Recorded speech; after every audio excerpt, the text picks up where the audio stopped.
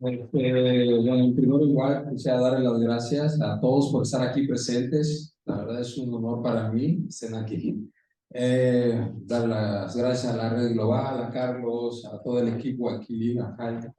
Y pues, como decía Carlos, pues iniciamos hace unos meses con una charla entre nosotros como artistas especializados en muralismo aquí en el estudio y en gráfica y cartonería, son tres de las ramas que manejamos. Pues decidimos darle como un impulso más a lo que es el muralismo en México. Precisamente el año 2021 y 2022 se cumplen 100 años de muralismo. Pero la idea de hacer la charla era para mostrar en realidad qué hay detrás del muralismo mexicano, ¿no? Hay murales pues hay en muchas partes del mundo, en otros países, pero el muralismo mexicano también se ha destacado por algún punto importante. Entonces hoy trataremos de abarcar lo más posible de qué se trata, ¿no? De qué hay atrás de eso, no solamente la parte pictórica, sino atrás de eso, ¿no? Todo lo que hay es el movimiento cultural, el movimiento social y por qué es tan importante el muralismo mexicano y crea una identidad. En este caso lo vamos a dividir, yo voy a iniciar con un poco de historia sobre la pintura mural en México, después seguirá mi compañero Manu desde México y la historiadora Alma, que hablarán más a fondo, ¿no? Sobre todo lo que es la parte social, sobre los grandes muralistas también que tenemos en México y el por qué, ¿no? Son tan mencionados. Entonces, pues bueno, iniciamos y bueno, yo creo que vamos con la primera. Bueno, quise iniciar con esto, con una pregunta. ¿Cuándo inicia la pintura mural en México? Yo también a veces me ponía a pensar, digo, ¿cuándo inicia? Yo como muralista digo, pues, desde Diego Rivera, desde antes, ahora más contemporáneo, pero pues no, en realidad la pintura mural en México ya tiene años, cientos de años, siglos, desde la época prehispánica, por decirlo así, ¿no? Entonces, hoy vamos a hablar un poquito de eso y vamos con la otra. Por ejemplo, aquí tenemos pues, la pintura rupestre. Hay en todas partes del mundo, pero en especial en México, o más bien en la parte norte de México, tenemos nuestras primeras impresiones, ¿no? De pintura rupestre. Este es al sur de México, en Baja California, y esa es una pintura de hace 7500 años. Entonces, imagínense, ya no era el México que conocemos ahora, ni las culturas todavía se habían desarrollado, pero ya había indicios ya de la pintura y pues era una parte ¿cómo se llama? De exponer toda esa parte. Bueno, vamos. De ahí, ¿puede regresar, por favor? ¿No? Por favor. Perfecto. Se está moviendo mucho, ¿no? No, bueno, quise empezar con eso porque tenemos la necesidad siempre nosotros como seres humanos de expresarnos, ¿no? Y bueno, ahí están los primeros indicios y bueno, lo que vemos ahí es una pequeña pincelada, ¿no? Con colores muy básicos, figuras muy geométricas y todo. Son cuevas muy importantes. Bueno, ahí están en la cueva de San Borjitas, Baja California.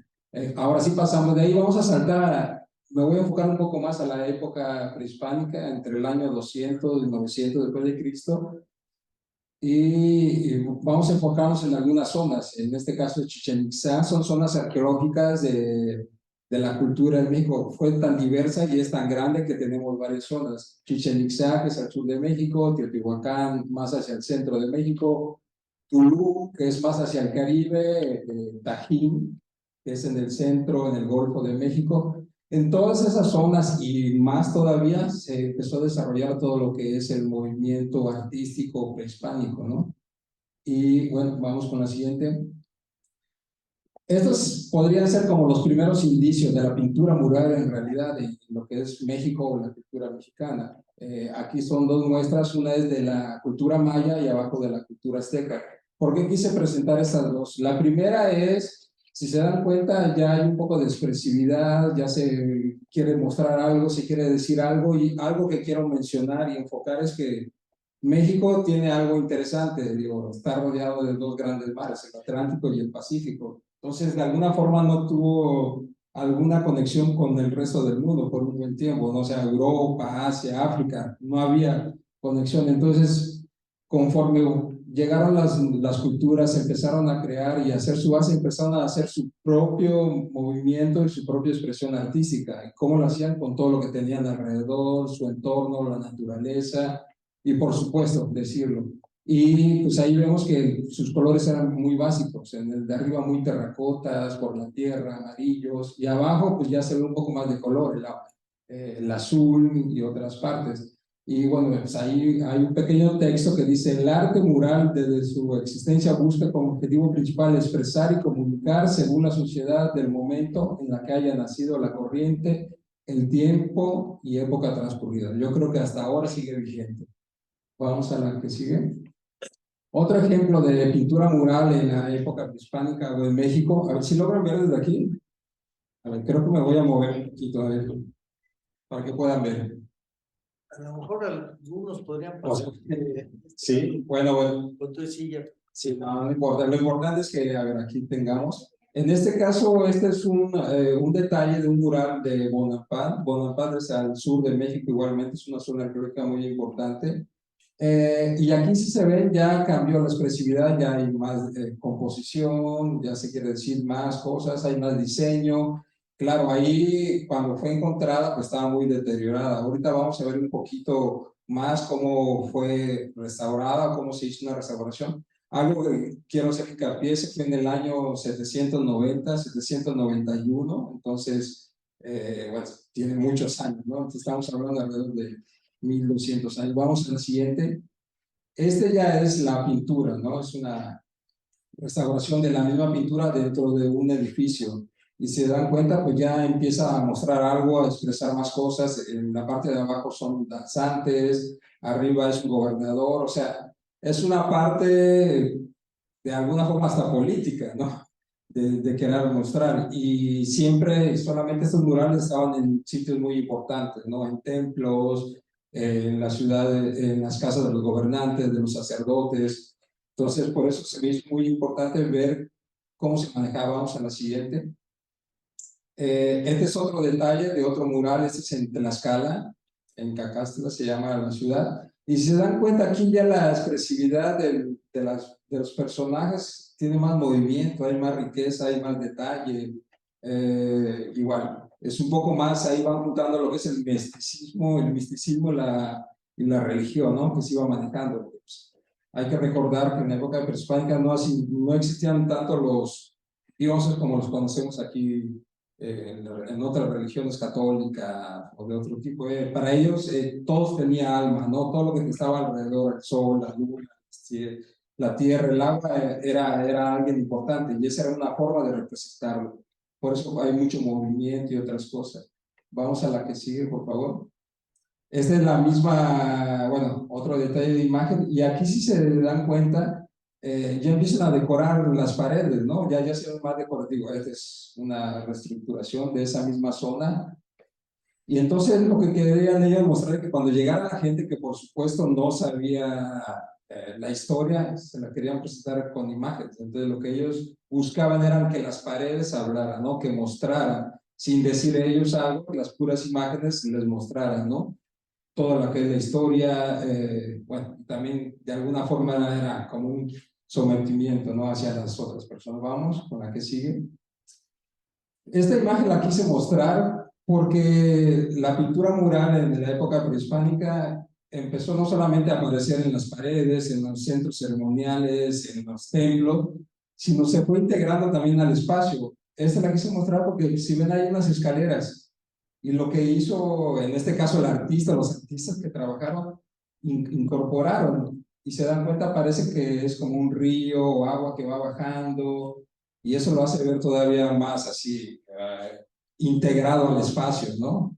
Y era parte de ya el estilo que iban buscando, que no solamente era una pared con pintura, sino era todo el complemento, ¿no? Ya cuando desarrollaban las ciudades y todo, pensaban no solo en la arquitectura, sino también cómo debe ir decorada. Entonces, desde ahí ya estábamos nosotros, como cultura mexicana, empezando a tomar eso. Vamos con la que sigue.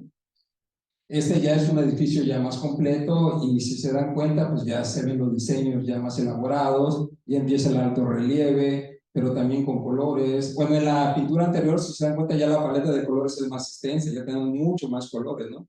Porque ya descubrieron otros pigmentos. Por ejemplo, en el sur de México está el famoso azul maya, que es un pigmento que solamente se da en esa zona, que hay por ahí estudios. Y, por ejemplo, ahorita hay un artista en el sur de México que ya lo está recuperando otra vez, está volviendo a hacer el auténtico azul maya, que es con plantas, las siembra, las pone en alambique, las deja secando y de ahí va creando un polvo y ahí crea el pigmento, que es este azul maya. Vamos a la que sigue. Bueno, ahí quise mostrar más o menos una paleta, esa era la paleta que manejaban los artistas.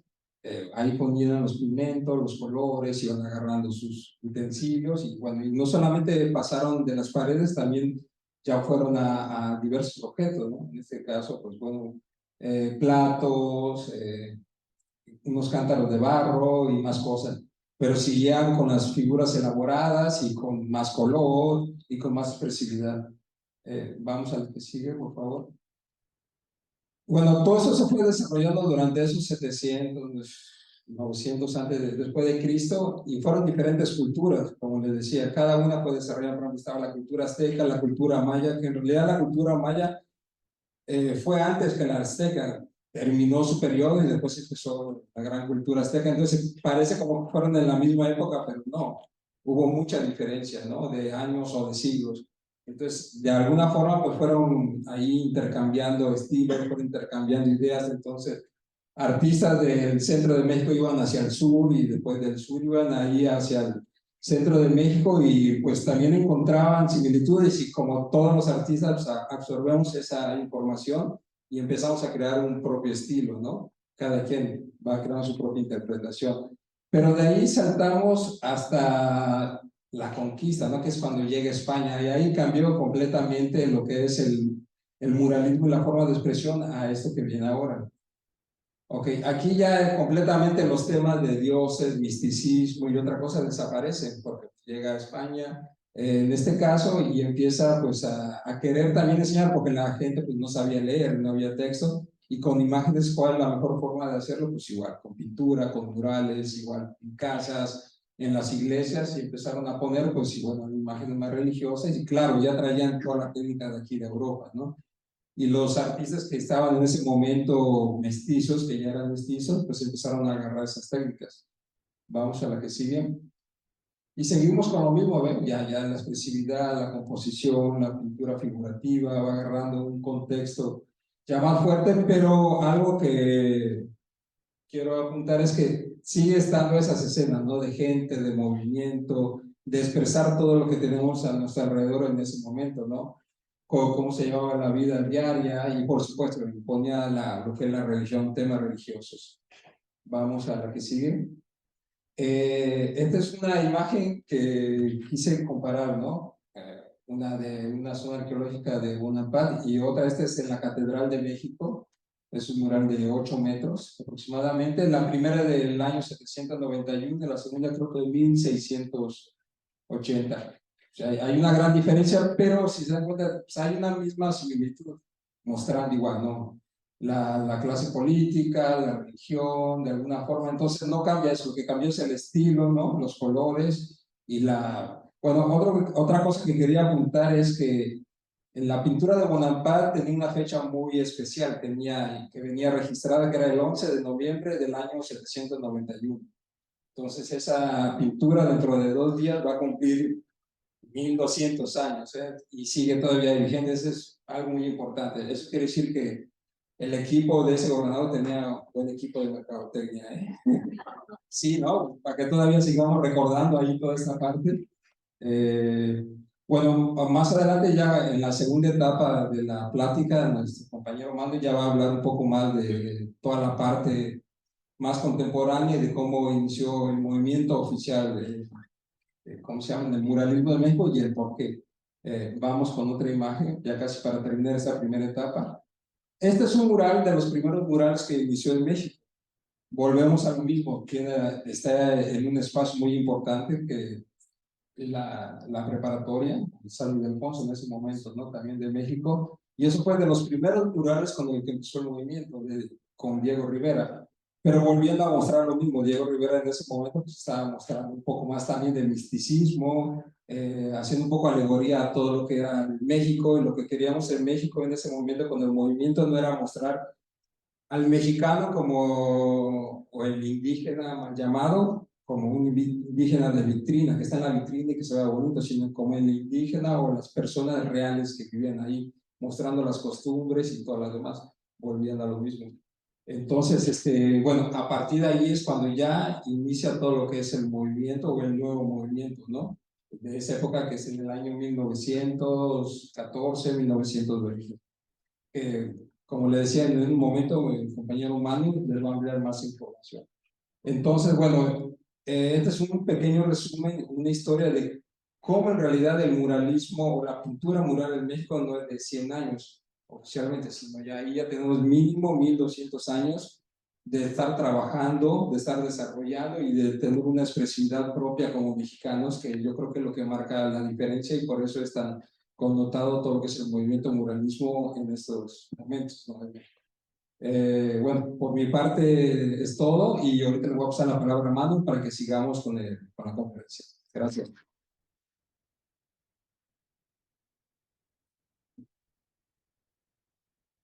Muchas gracias. Ya apagué esto, sigue prendido. Ahí. Esto, bueno, aquí están algunos amigos con quienes hemos estado en Bonampak, precisamente, ¿no? Hemos visto algunos de estos murales que nos han mucho gusto. Esto, vamos a, sí estamos conectados ya, sí, está Manu por ahí. Aquí estamos. Muy bien, Manu, muchas gracias, buenos días por allá. Está Malilia también. Sí. Malilia, ¿me escuchas? No me escucha bien. Bueno, en este Tiene momento. apagado su micro. Ya lo tiene apagado ahora. Manu Raval, mexicano, también radicado en España desde hace varios años, pero en este momento conectados de México por un asunto personal, pues anda por allá. Tiene una formación académica muy fuerte. Tanto en México como en España misma, que bueno, ya tiene radicando varios años. Tiene el grado en artes plásticas y grabado en diversas instituciones académicas, incluido el Instituto Nacional de Bellas Artes en México. Ha estudiado, tiene grado de fotografía artística en Madrid, óleo aplicado, etc. En su currículum no vi algo que sé que hace, que es la cartonería. Es especialista en cartonería. Creo que antes le llamábamos papel maché, es así, perdón mi ignorancia, por ahí va más o menos, pero es una de sus especialidades y la verdad es que es muy bueno para eso. Es muy activo participante en exposiciones, tanto individuales como colectivas. Como ejemplo, simplemente ha estado en exposiciones como Giro Gráfico, en el Museo de Arte de Reina Sofía, Feedback DC, en el American Poetry Museum de Washington DC, Pachucos, en la galería de Yuri López Collins, no está con nosotros, aquí en Madrid, entre otras. Él se autodenomina artista visual y artista de los límites, ya que dice, su obra habita la frontera y el límite. Gracias, maestro Manu Raval, por estar con nosotros. Tienes el micrófono. Hola, muy buenas tardes, Carlos. Estoy muy feliz de compartir con ustedes estos temas, ya que el muralismo es un tema que tiene que estar más en boga en la cultura mexicana, porque pues realmente... bueno, primero antes que nada quiero darles las gracias tanto al apoyo como a la Red Global y a la Embajada de México, al Instituto Nacional de México también. Gracias por brindarnos la posibilidad de entablar este tipo de conversaciones, porque, como les mencionaba, es muy importante hablar sobre el muralismo, ya que, por ejemplo, yo ahora que estoy en México, te encuentras murales por todos lados, pero realmente la parte más teórica, pero que además también está muy apegada a cuestiones más sociales y del pueblo, pues la gente no tiene una vocación de desarrollo hacia esto, también porque pues no se otorgan los espacios para dialogar sobre esto. Además, pues lamentablemente los muralistas más famosos pues están decayendo en el olvido. Así que esto también les hago un llamamiento a que nos pongamos las pilas y estemos en acción, porque esto es algo que ha forjado la identidad de nuestro pueblo, porque esta es una de las vanguardias más importantes, no me atrevo a decir no solo de México, sino del arte contemporáneo en general. Así que sin más preámbulo, voy a compartirles la pantalla y empezamos.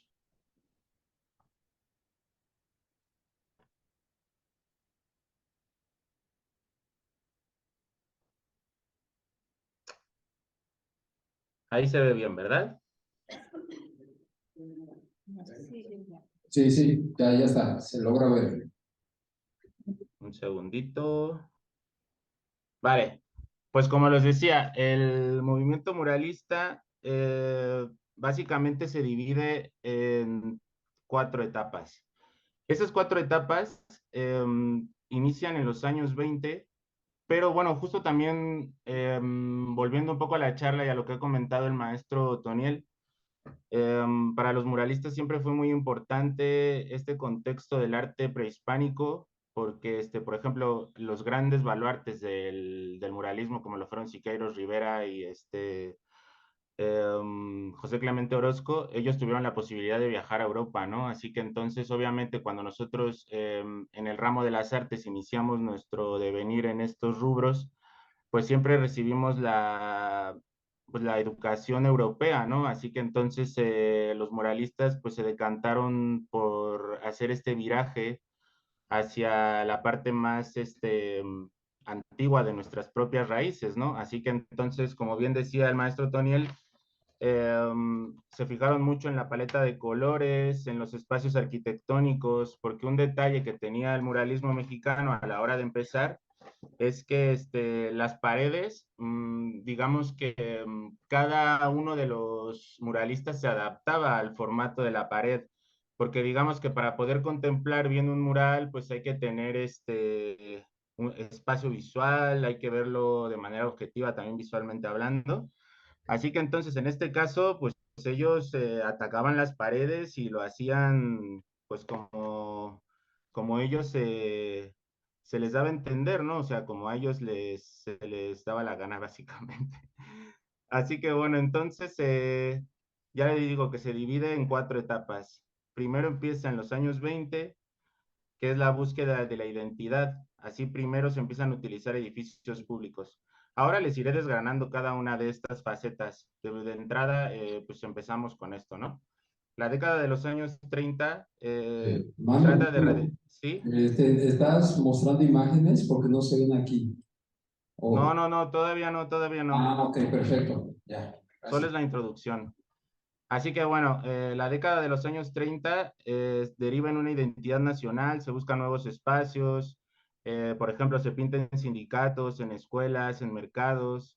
En la década de los 40 y de los 50, ahí hay un gran movimiento que incluso llega a refractarse en Estados Unidos, que otra cosa que también tenemos bastante desconocimiento es que los muralistas mexicanos influenciaron bastante el arte moderno de Estados Unidos. Así que después de tanto la guerra, tanto el movimiento de los años 40 a los años 50, pues viene acompañado de la guerra, de la Segunda Guerra Mundial, el resurgimiento del fascismo. Así que entonces los muralistas pues, se encargan también de tratar estos temas, tanto en hoteles, restaurantes, hospitales. Y después la etapa final, que ya sería la más moderna, pues va a partir de los años 60, que es cuando se ha pintado el mayor número de obras. Así que entonces, todo esto digamos que la cuna del muralismo mexicano, pues fue el Palacio de San Ildefonso, pero previamente a esto nos ponemos en el contexto histórico, acaba de terminar la revolución, estoy hablando de 1910 a 1920, acaba de pasar todo este periodo pues muy sangriento en la historia de nuestro país, que por ejemplo ahora nos sorprendemos, obviamente están pasando cosas extremadamente graves, pero nuestro país pues siempre se ha regido en gestas que pues siempre el pueblo queda muy mal parado, así que en la época de la revolución pues el país estaba completamente dividido, había mucho derramamiento de sangre y pues digamos que el nivel educativo de la gente pues era bastante bajo. Así que entonces, en ese entonces, el presidente era Álvaro Obregón, así que él se encargó de colocar como ministro de la Secretaría de Educación Pública a José Vasconcelos, que José Vasconcelos era un hombre pues bastante apegado a ideas más revolucionarias en el hecho mental que había en México. Por ejemplo, él acuñó el término de la raza cósmica que englobaba las naciones según sus conceptos y su raza de todo el continente americano como si fuésemos una sola, ¿no? Así que, como les comentaba, Vasconcelos fundó la Secretaría de Educación Pública en 1921 durante el gobierno de Álvaro Obregón y enseguida notó la importancia y la magnitud de la tarea que esto le traía en sí, ¿no? Que era educar al país, porque se trataba de centralizar la enseñanza. Por eso recurre a otros medios. Estos otros medios pues tenían que ser originales y novedosos para ese entonces. Y pues, ¿qué medios son esos? Pues las imágenes, ¿no? Así que como ahora tienen un gran valor en nuestra sociedad contemporánea. Así que gracias a estos murales, realmente eran para transmitir valores y conocimiento histórico a la mayoría de la población.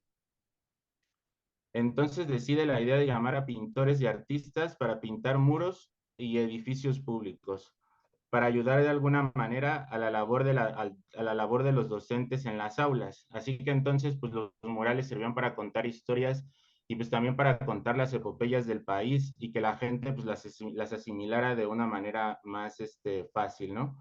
Así que en esa época, pues él contrató a varios pintores previamente a lo que sucedería en San Ildefonso. Así que uno de ellos es Roberto Montenegro, Jorge Enciso, Gabriel Fernández Ledesma y Javier Guerrero, que acometen la empresa de decorar porque al principio pues simplemente era decorativo, ¿no? O sea, tampoco digamos que José Vasconcelos era una persona más conservadora en el hecho de que pues, no se metía en cuestiones más revolucionarias, pero en la cuestión política, ¿no? O sea, que era una persona bastante costumbrista. Así que entonces, pues ya les digo que el primer mural que se desarrolló es este que tenemos aquí, que es el árbol de la vida, de, de Montenegro. Así que entonces, Montenegro pintó una alegoría del ser humano como el centro del universo, el centro generador de todas las fuerzas que controlan el mundo natural a través de la cultura. La actividad natural del ser humano es una idea cercana al proyecto de modernidad. Así que entonces, pues, este mural tiene bastantes toques modernistas, es uno de los primeros murales, vuelvo a insistirles que es el de los que se ha desarrollado. Así que, bueno, pasamos a la siguiente diapositiva. Volvemos, ya entramos en el precepto de la búsqueda de identidad. Así que entonces lo primero que se desarrollaba pues era en edificios públicos y uno de los sitios que fue la cuna del muralismo mexicano pues fue el Palacio de San Ildefonso. Ahí está. Entonces, ahora sí viene el hecho de que por qué estamos celebrando el centenario del muralismo mexicano, que en realidad, digamos que empezamos a marcar la pauta de este fenómeno en marzo de 1922, cuando Diego Rivera daba sus primeras pinceladas en lo que sería su primer mural en el anfiteatro del Colegio de San Ildefonso. Oh, perdón. Así que aquí entonces lo tenemos. Este mural de Diego Rivera se llamaba La Creación. Fue realizado con la técnica de la encáustica. O sea, la encáustica es una técnica que se utiliza aceite que se mezcla con el pigmento. Bueno, más bien, más que aceite es ceras. Así que entonces las ceras se mezclan con los pigmentos, se tiene que utilizar de manera caliente y eso se va aplicando y luego se le va poniendo fuego para que eso se fije. Pues esta es una técnica bastante antigua que se utiliza desde la época de los romanos. Así que entonces, para esto, Diego Rivera utilizó resina de copal emulsionada con cera de abeja y la mezcla de pigmentos fundidos con fuego directo. Así que dentro del nicho de esta célula original, donde surge la figura del hombre con los brazos abiertos en cruz, y la flora y la fauna fueron producto de las observaciones del artista durante un viaje que realizó al istmo de Tehuantepec. Así que entonces Diego Rivera, cuando llegó de Europa, pues se dio a la tarea de visitar un montón de sitios de México. Así que esta vez, pues Vasconcelos lo llevó a Oaxaca y él ahí se dio cuenta de la riqueza pictórica que existe en esta parte del país. Así que bueno, en la parte central superior del muro se ve un semicírculo azul que simboliza la energía primaria que se proyecta en tres direcciones. Las figuras del lado derecho personifican la fábula, el conocimiento, con manto azul y oro, y poesía erótica. Sobre este grupo se encuentra la tragedia, con el rostro cubierto con una máscara teatral. Las figuras de pie, con halos dorados, representan a las cuatro virtudes cardinales: la prudencia, la justicia, la fortaleza y la continencia. El paño izquierdo aparece la música, abierto con un pie de oveja y tocando una flauta. El canto, con vestido rojo y 3 manzanas de oro en su regazo. La comedia, con trenzas y rebozo. Y la danza, de pie, con los brazos en alto. En segundo plano se encuentran las virtudes teologales, la caridad, la esperanza y la fe. Sobre los paños se encuentran dos figuras aladas sentadas sobre una nube, la ciencia y la sabiduría. Así que a grandes rasgos, pues esta es la primera obra que realizó Diego Rivera en el Palacio de San Ildefonso, así que esto pues puede ser como el banderazo de salida para el movimiento muralístico. Así que bueno, pues Diego Rivera más, es que él tenía sus ayudantes que le llamaban los Dieguitos, así que uno de ellos era Jean Charlotte, Fernando Leal, que ellos también hicieron grandes murales en San Ildefonso, que ahora se los mostraré. Pero bueno, entonces ellos, como siempre estuvieron enfocados hacia, pues hacia más hacia la izquierda, básicamente pues casi todos eran comunistas, ¿no? Así que entonces pues decidieron crear el Sindicato de Obreros Técnicos, Pintores y Escultores. Fue integrado por el grupo de pintores muralistas que decoraron los muros de la escuela preparatoria en el antiguo Colegio de San Ildefonso. Y además también pintaron los muros de la Secretaría de Educación Pública del año 22 al 24. Y bueno, su percepción de ellos sobre los artistas es que imaginaban al artista como un obrero intelectual y revolucionario, un sujeto activo, movilizador de conciencias y un ideólogo de la sociedad de trincheras del arte.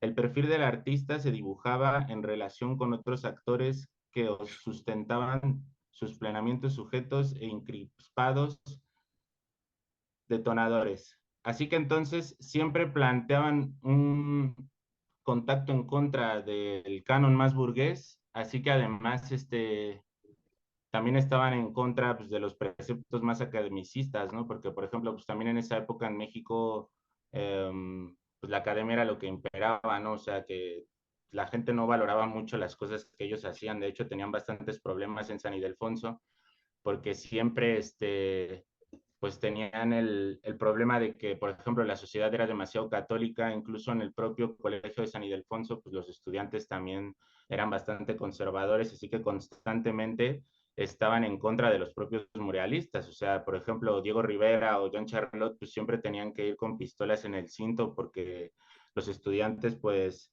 se ponían bastante agresivos con ellos, o incluso las propias madres, ¿no? De hecho, también José Clemente Orozco tiene un mural fantástico que se llama Las Burguesas y están ahí las aristócratas, perdón, y pues se burla de toda esta gente, ¿no? Así que entonces pasamos a la pieza de Joan Charlotte, que este es un fresco y también ha utilizado la técnica de la encáustica. O sea, el fresco también es una técnica bastante antigua, así que consiste en utilizar capas de yeso e ir colocándolas constantemente en la pared y ir utilizando y trabajando con el muro siempre fresco. Por eso se llama así, ¿no? O sea, siempre la pintura y el muro tenía que estar bastante acuoso, ¿no? Así que entonces, pues esta pieza tan magistral se llama La Masacre del Templo Mayor. Fue pintada en 1922 a 1923.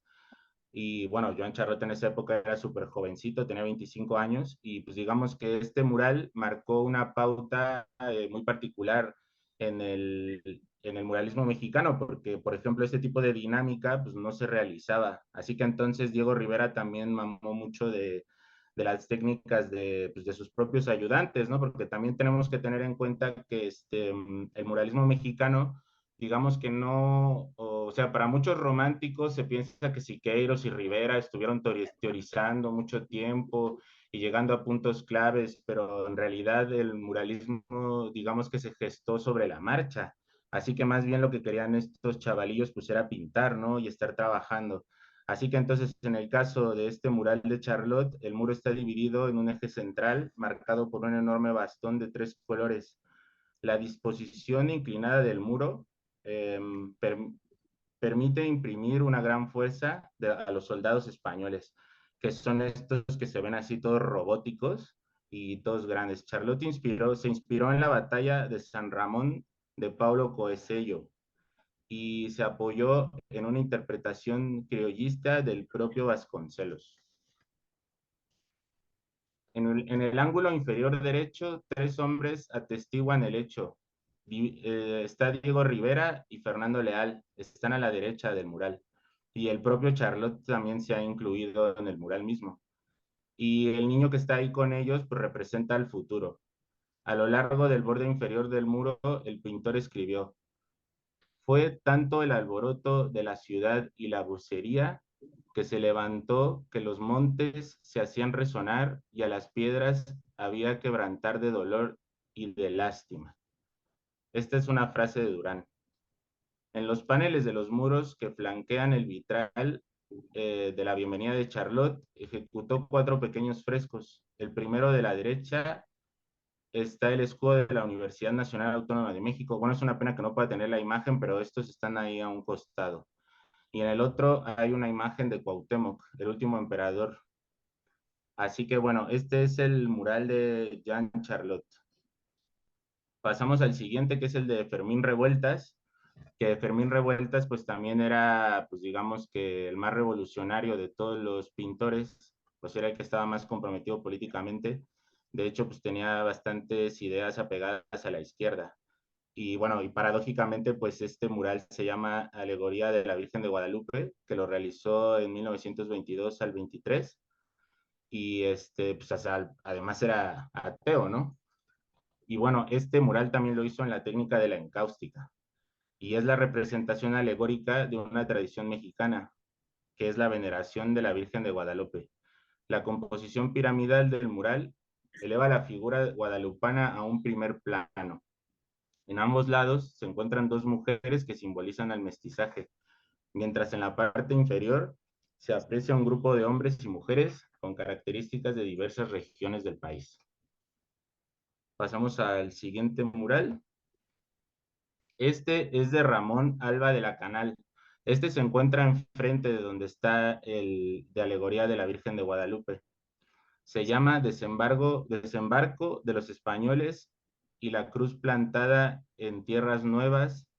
Lo realizó en 1922 a 1923. También es un fresco, y el mural hace referencia a la religión traída a América por los españoles. La cruz simboliza el cristianismo. Se extiende en forma diagonal a través del mural. En un extremo hay una carabela con un conjunto de personas, principalmente mujeres, que atestiguan el suceso.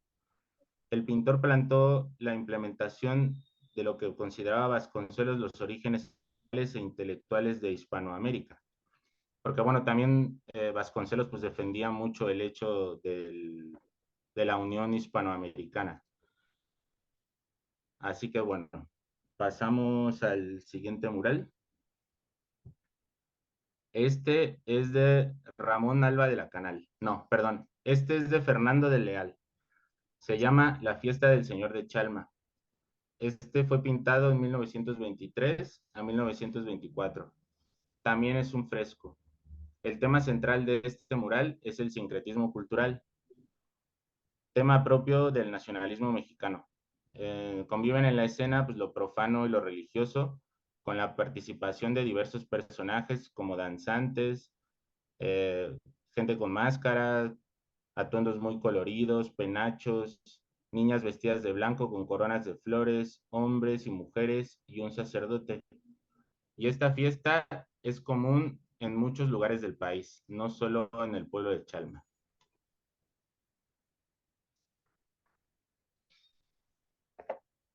Este mural es de José Clemente Orozco. Representa la maternidad y ese es el nombre que lleva. Lo realizó en 1923 a 1924. También es un fresco.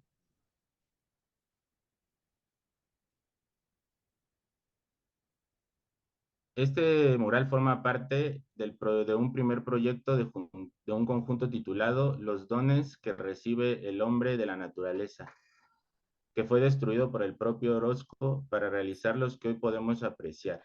Una obra con gran influencia del arte europeo, del Renacimiento asociado a la pintura de Botticelli. Bueno, aquí también podemos ver la maestría que tenía Orozco, que pues, era un virtuoso, ¿no? Era una gran persona que estaba enfocada en el purismo del dibujo, pero además gozaba de una técnica que desarrolló él gracias a su trabajo. Así que entonces él es uno de los grandes bastiones del muralismo mexicano. Además, una cosa que hay que tener en cuenta, que seguramente no saben, pues, es que él también era manco, ¿no? Y empezó a realizar estos trabajos muralísticos, pues ya tenía casi 40 años. Así que entonces, pues él desarrolló un gran trabajo ahí en el Colegio de San Ildefonso. Así que también otro mural muy distintivo de José Clemente Orozco, pues es esta La Trinchera, de 1923 a 1924. También es un fresco. Esta obra pues, se considera una de las más representativas de Orozco. De hecho, quizás sea una de las más famosas o que está en boga de del público en general, ¿no? Los tres hombres en disposición diagonal caen apoyados con sus cuerpos contra el bloque de piedra que sirve de parapeto. El conjunto expresa la tensión, la fuerza y el dolor de la lucha revolucionaria. El manejo de los claroscuros y de los rojos sugiere al espectador fuego y sangre contenida. Así que entonces, por ejemplo, José Clemente Orozco, pues a pesar de formar parte también del sindicato de pintores y escultores, pues él no se decantaba por una ideología política cimentada, o sea, él le daba todo, que él fue también caricaturista del Aguizote, así que él se metía tanto con la gente de izquierda como con la de derecha, así que él más bien mostraba todo la complejidad que hay en el hombre y sacaba lo más malo que hay pues, en el ser humano.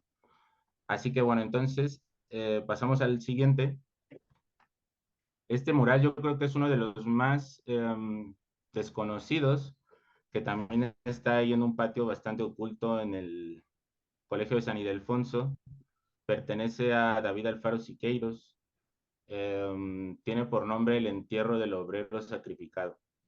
También es un fresco. Así que reúne la lucha obrera y la lucha universitaria. El espíritu de lucha llevado hasta el último secuencia es uno de los valores más destacables de esta obra. En la factura de este mural se destacó como tema central la denuncia, una vertiente de estos movimientos plásticos que se acentuó en el tiempo. Respecto a la obra de Siqueiros, en la preparatoria no se puede afirmar que constituya un intento fallido de la búsqueda de su propio lenguaje.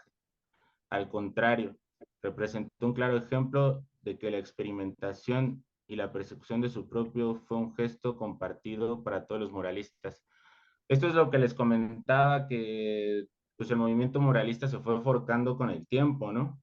O sea, por ejemplo, ese también se considera que sea el primer mural de Siqueiros. Así que entonces, pues ahí se va notando que, o sea, porque tienen dista mucho con los últimos murales que él hizo, que son magistrales, como lo que hizo en el Poliforum, ¿no?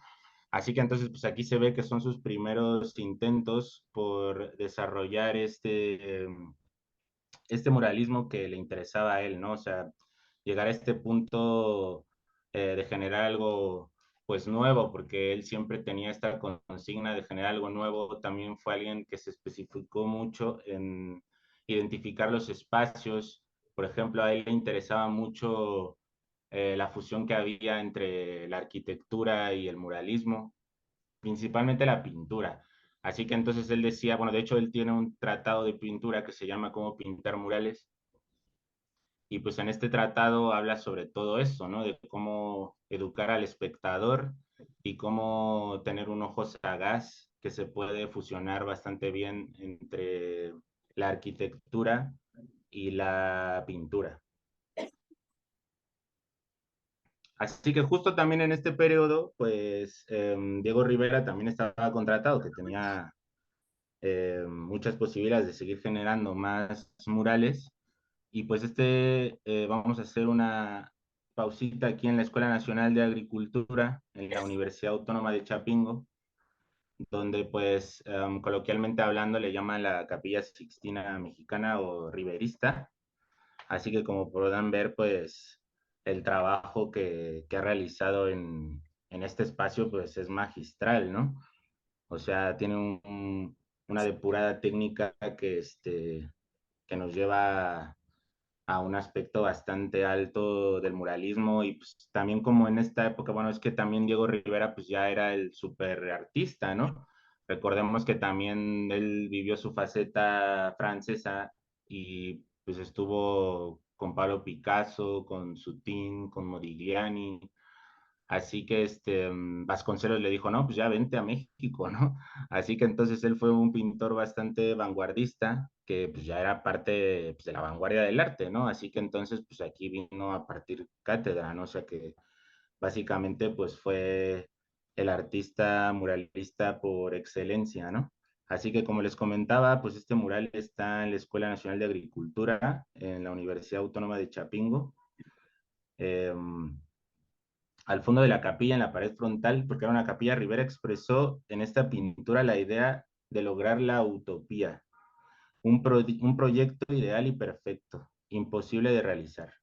Este quizás sea el panel más importante e impactante por ser el más grande y estar al frente. Oh, ¿ya me he pasado de tiempo o qué? Bueno, creo que ya estamos en la última. Ah, ok. Bueno, es que este tema es bastante extenso, ¿no? Así que entonces yo creo que más bien deberíamos de programar más charlas porque si ya le tengo que dar el paso al Malilia, pues bueno, ¿qué más me quedé aquí a medias? Bueno, no, si quieres cerrar con alguna más y ya le damos al Malidia para que haga el cierre. Perfecto. Ah, pues mira, ya sí o sí, básicamente ya estaba en esto. O sea, bueno, por ejemplo, ya simplemente voy a mostrar el trabajo de Siqueiros. O sea, estas son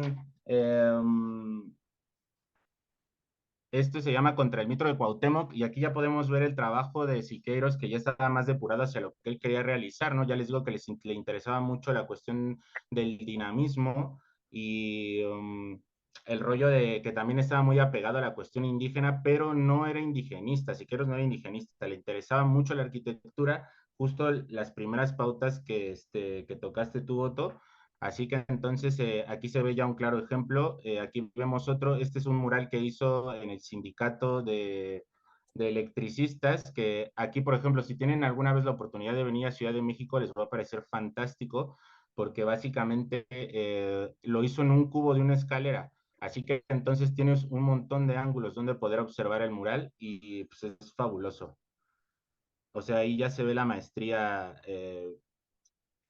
en primer plano del maestro. Así que, por ejemplo, este también es ya para cerrar, este es uno de los murales más importantes también de José Clemente Orozco, que se llama Catarsis, y pues es una alegoría sobre la guerra y la desintegración.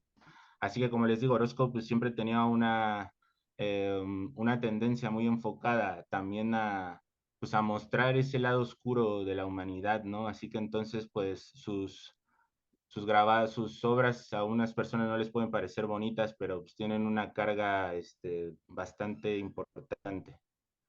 Así que bueno, este ya es el último, ahora sí. Así que cerramos con es el mural que hizo Diego Rivera en el Rockefeller. Así que en el Rockefeller Center, que tiene una reproducción en el Museo de Arte Contemporáneo del Arte Moderno de México. Así que, pues bueno, yo con esto cierro ya, chicos, lo siento. O sea que ojalá podamos hacer más charlas y hablar un poco más sobre estos temas que son muy importantes porque pues, tenemos muy poquito tiempo. Así que entonces, pues cedo la palabra a Alma Lilia.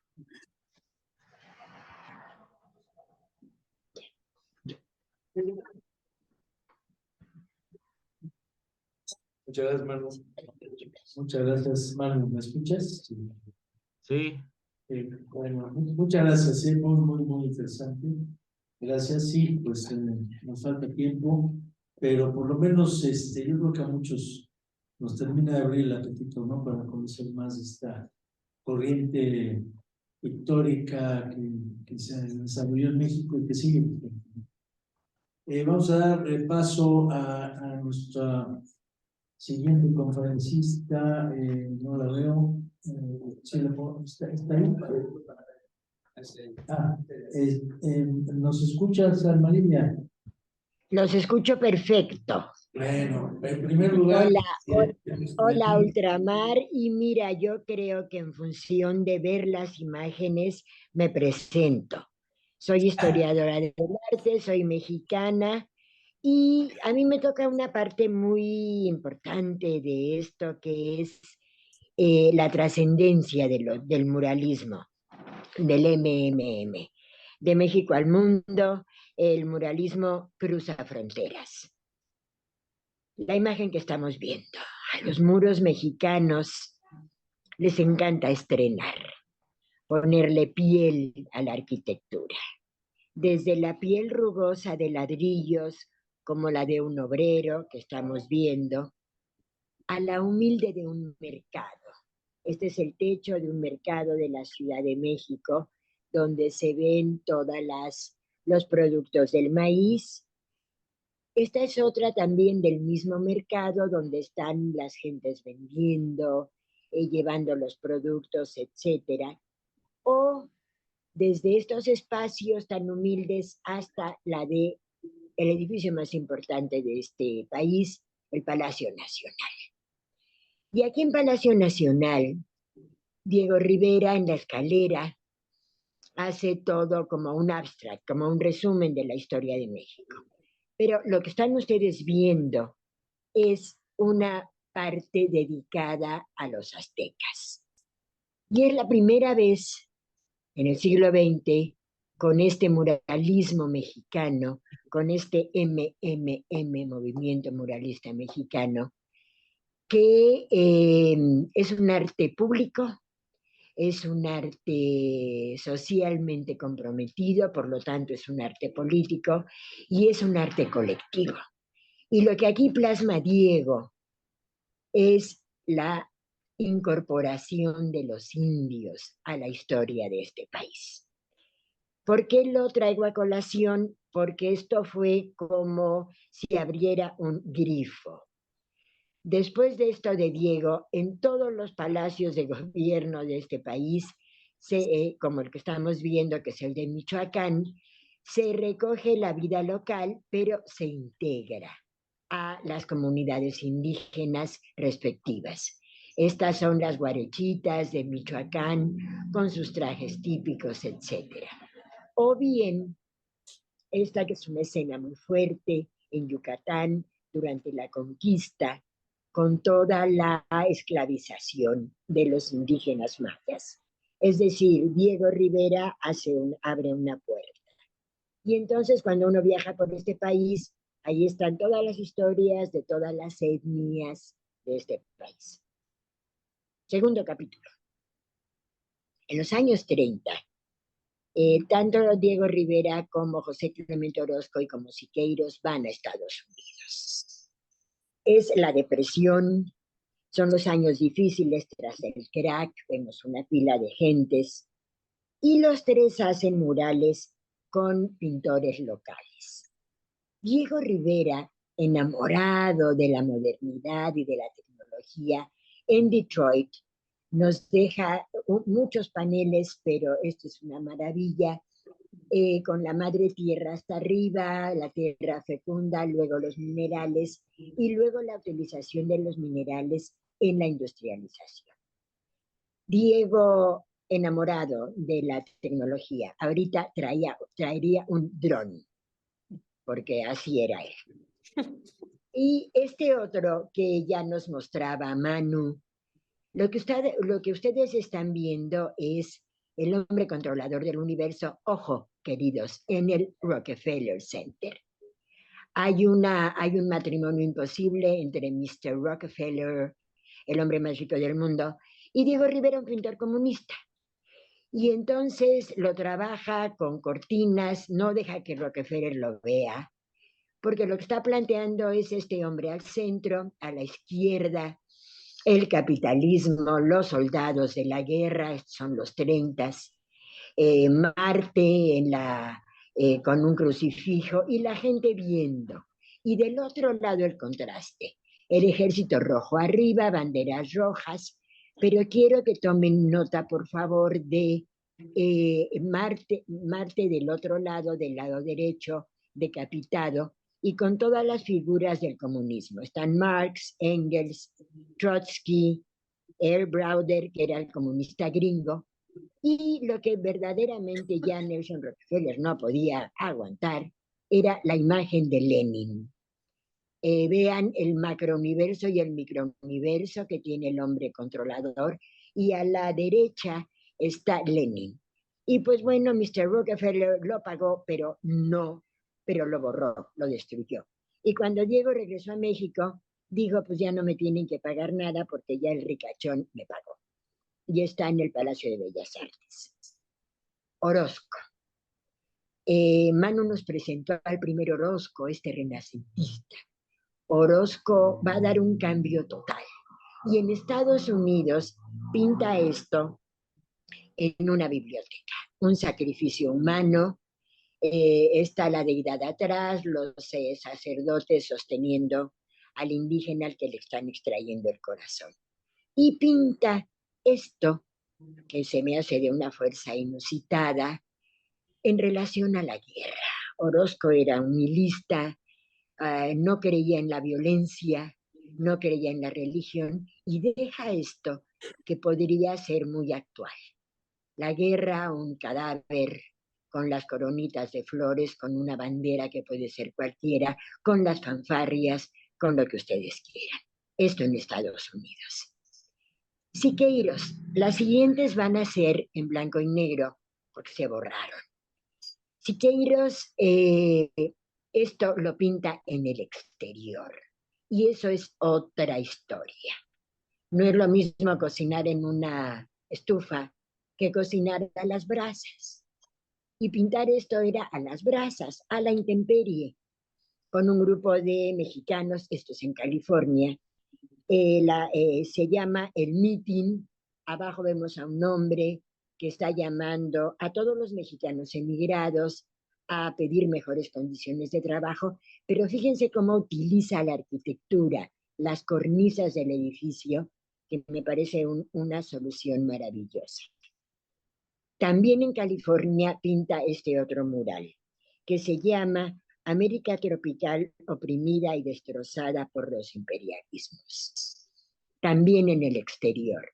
A la izquierda vemos estas ramas, es América tropical, es un árbol con un lenguaje mucho más moderno que el de Rivera, y al centro este hombre crucificado con el águila imperial arriba. Este hombre puede ser un indígena latinoamericano, puede ser un negro. Bueno, Siqueiros, y me regreso, está pintando a la intemperie. Y entre sus colegas, porque este arte público pues, siempre incluye jovenzuelos mexicanos y norteamericanos, él hace un taller también, y uno de los jovencitos, porque aquí utiliza la pintura que se compra en la esquina, no hay patrocinador como la embajada ahora que nos está patrocinando, no hay dinero para comprar buena pintura, y utiliza una pistola de aire. Siqueiros es el abuelito de todos los actuales que hacen grafitis en todas partes del mundo con la pistola de aire. Y cuando están pintando esto, cae una gotita y entonces el joven gringo le dice, maestro, hay una gota escurrida. Y Siqueiros, que era muy teatral, le dice, no te preocupes, es el accidente de la mancha. Aquí está en su taller. Y ese joven que dejó correr la gotita se llamaba Jackson Pollock. Jackson Pollock, después de la guerra, esta es una obra para los que no lo conozcan, se convierte en el mejor representante del expresionismo abstracto. O sea, de un accidente de la mancha a una tendencia que se llama expresionismo abstracto. Jackson Pollock. Ahora, los mexicanos en Estados Unidos pintando sus murales, metiéndose en broncas, etcétera. El gobierno gringo se da cuenta de que el asunto está que arde, la crisis es muy fuerte, y organiza algo que se llama el Public Work of Art Project, y logra contratar casi a 4,000 pintores, que pintaron más de 700 murales. Les pagaban entre 25 y 45 dólares. Pero la consigna era pintar una visión optimista. Pues si venían de la crisis, entonces aquí tenemos un ejemplo del trabajo, aquí tenemos un ejemplo de la vida de la comunidad, un partidito de béisbol, o bien tenemos la vida cotidiana. Es decir, la enseñanza de los muralistas mexicanos les dio verdaderamente un respiro enorme a los pintores gringos. Y nos vamos a este mural que también Manu mencionaba. Yo quisiera agregar, vean el piso, por favor, es un espacio muy pequeñito, es el cubo de una escalera no más de 3 metros. Vean cómo corta las esquinas, sobre todo de la parte inferior. Voy subiendo, craquela el piso y pone ahí uno de las piernas de los señores del dinero con el gorro frigio. En medio está el águila, un águila metálica, pero arriba del águila hay una escena de una mujer con una niña. Esta escena viene de una imagen de un periódico de la Guerra Española. Siqueiros era combatiente en serio, participó en la Brigada Internacional defendiendo a la República y regresa a México, y este mural lo pinta con un grupo de mexicanos y pintores españoles, entre ellos José Renau, que era responsable de Bellas Artes en la República. Entonces aquí estamos viendo este sentido profundamente crítico del muralismo. No es para decorar, es para denunciar. Y en eso Siqueiros era un maestro. Hago otro brinco enorme. La guerra. Programa Bracero. De 42 a 64, 4.5 millones de mexicanos podían cruzar la frontera. ¿Por qué? Porque a los gringos les hacían falta brazos. Sus hombres estaban en la guerra, entonces este acuerdo de ambos países pues permite un tránsito enorme, enorme de 20,000, 30,000 trabajadores que están en los campos, que están en los trenes y que luego se quedan. Van a ser toda esta enorme población mexicana. Actualmente hay 30 millones de mexicanos viviendo en Estados Unidos. Y ellos allá en sus pequeños espacios donde se van juntando como migrantes, recuperan valores. Aquí vemos esa imagen que ya vimos desde la época colonial, la Virgen de Guadalupe, que es la imagen más importante de la guadalupana en México, o bien toman por asalto esos lugares donde nadie les puede impedir pintar, los bajopuentes. Aquí estamos viendo un bajopuente, uno de los bajopuentes en Los Ángeles. Bueno, con todos estos mexicanos allá y toda esta migración, California se va a convertir en la segunda capital del muralismo. Aquí a la izquierda estamos viendo abajo unos hongos y luego una serpiente que se enrosca, el maravilloso Quetzalcóatl, una deidad prehispánica.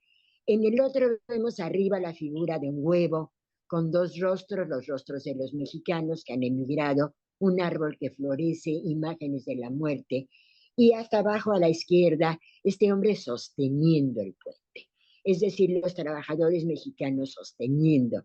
Y si nos vamos para atrás de los coches, ahí vemos otros murales. Es decir, los mexicanos resignifican la tradición muralista para crear sus propios símbolos. Y bueno, aquí no tengo nada que decir, Frida Kahlo, una de las mayores representantes actuales de mujeres mexicanas, feministas, pintoras, etcétera, que también está en California. Bueno, esto en Estados Unidos hizo como una fiebre, como una epidemia, como una pandemia de murales, porque los encontramos en Boston, en Filadelfia, en un montón de espacios, ya no solo de mexicanos, sino de norteamericanos. Y en la Ciudad de México, en un barrio bronco, se llama Tepito, aquí estamos viendo 3 personajes y la firma de uno de los primeros pintores de Tepito, Arte Acá. Es un barrio pobre, es un barrio donde hay mucho comercio, donde hay violencia. Y entonces los pintores del lugar empiezan a representarse a sí mismos y vean, aquí no hay el muro preparado ni nada, son simples ladrillos. O bien esta vecindad, les llamamos vecindades a estos hogares muy pobres, donde podemos ver a los niños yendo a la escuela, al hombre trabajando, etcétera. O sea, las mujeres ponemos flores para embellecer y los hombres y los jovencitos de Tepito empezaron a pintar. Vean esto, por ejemplo. Y la quise mostrar, aunque no está completa, porque hay a la derecha un indígena con la tilma y en el otro un médico actual. Esto es todo lo que ha creado el muralismo en México. Y cierro con estas imágenes que vamos a ver del Ejército Zapatista de Liberación Nacional. Chiapas, 1994, indios mayas. Indios mayas que declaran la guerra al ejército mexicano. Esto es de una fotografía famosísima de un periódico. Vean el tamaño del hombre, vean a la pequeñita. Bueno, declarar la guerra no es fácil. Y declarar la guerra cuando se tienen algunas armas y otras de madera tampoco. Pero los zapatistas lograron hacerse de la voz de todos los indios de México. Estos hombres de maíz convocaron, pusieron el problema de la pobreza, del desempleo, del atraso de las comunidades indígenas en este país en 1994, cuando se firmaba el Tratado de Libre Comercio con México y Estados Unidos. Esa fue la gotita que derramó el vaso. Entonces, esto se convirtió en se le ha llamado guerra de Internet, porque llegaron muchos extranjeros con cámaras, con etcétera. Ellos siguen viviendo aquí, así vean esta escuela primaria rebelde, autónoma, zapatista, con esta hermosa mujer cuyo cabello recuerda mucho los ríos, estamos hablando de gente que vive en la selva, o esta otra que arriba de la mujer maravillosa con el paliacate y el corazón dice: no hay arma más eficaz que la verdad, señor presidente, del pensamiento. Y fueron los zapatistas, estos pobres de la tierra, los que volvieron a poner en la mesa nacional la problemática indígena. haciendo esto que es la propuesta zapatista, un mundo donde quepamos todos. Y acabo con los últimos murales, están recién hechos ayer, contra el muro que trató de hacer el señor presidente, como se llame, Trump, para separar las fronteras entre México y Estados Unidos. Una de las fronteras más porosas, a pesar de toda la migración que hay en Europa, porque por aquí cruzan centroamericanos, mexicanos, panameños, hondureños, buscando el sueño americano. Mandó poner cercas. Estas cercas se pintaron con muy distintos motivos. En Tijuana se han conjuntado pintores de todo el mundo, japoneses, europeos, para hablar de que no tengamos fronteras. Aquí hay una pintura muy linda de mariposas, de niños, de insectitos, y con esto acabo. Espero no haberme tardado mucho. No agradecí, Carlos, pero gracias a la embajada, gracias a ti, gracias a los compañeros que me antecedieron, y nos vemos, ultramarinos.